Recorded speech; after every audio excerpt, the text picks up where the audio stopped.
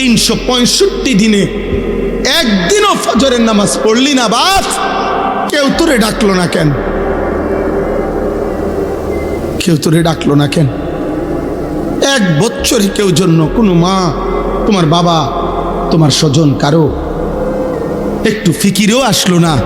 আমার 16 বছরের ছেলেটা যে নামাজ না পড়ে ঘুমায় আছে, আহারে ওর কি হবে?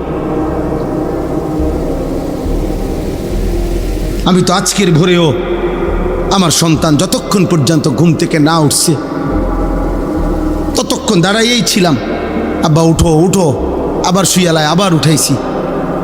তারপরে আমার সন্তান 9 বছরের ছেলে, আমার 14 বছরের ছেলে, আমি বাপফুত মিল্লা এর পরে ফজরের নামাজ জামাতে পড়ছি।